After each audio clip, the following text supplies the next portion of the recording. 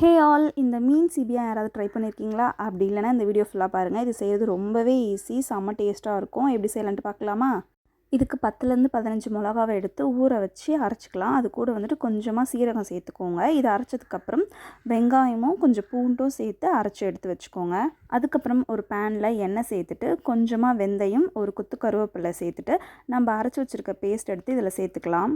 இதை வந்துட்டு ஒரு 2 நிமிஷம் போல் நல்லா வதக்கணும். வதக்கிட்டதுக்கப்புறம் வந்துட்டு ஒரு 3 தக்காளியை வந்துட்டு அரைச்சி அதையும் வந்துட்டு இந்த பேஸ்ட்டோட சேர்த்து கிளறி விட்டுக்கோங்க.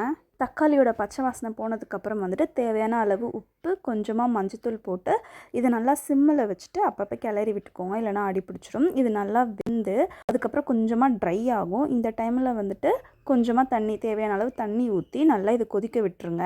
நல்லா கொதி வந்ததுக்கப்புறம் வந்துட்டு க்ளீன் பண்ணி வச்சுருக்க எல்லா மீனையும் எடுத்து இதில் சேர்த்துக்கலாம். மீன் சிபியானுக்கு வந்து மத்தி மீன் போட்டால் இன்னுமே டேஸ்ட்டு சூப்பராக இருக்கும். இன்றைக்கி நாங்கள் வந்துட்டு எல்லா மீனையும் கலந்து இதில் போட்டிருக்கோம். இது கொஞ்ச நேரம் கொதிக்க விட்டுட்டு கொத்தமல்லி தூவிட்டு ஆஃப் பண்ணிடுங்க. சூப்பரான மீன் சிபியா ரெடி. இது செய்கிறது வந்துட்டு ரொம்பவே ஈஸி. இதை வந்துட்டு ட்ரை பண்ணி பார்த்துட்டு எப்படி இருக்குன்னு எங்களுக்கு கமெண்ட்டில் சொல்லுங்கள். இந்த மாதிரி வீடியோஸ் வேணும்னா நம்ம சேனலை வந்துட்டு சப்ஸ்கிரைப் பண்ணி வச்சுக்கோங்க. நெக்ஸ்ட் வீடியோவில் பார்க்கலாம். பாய்.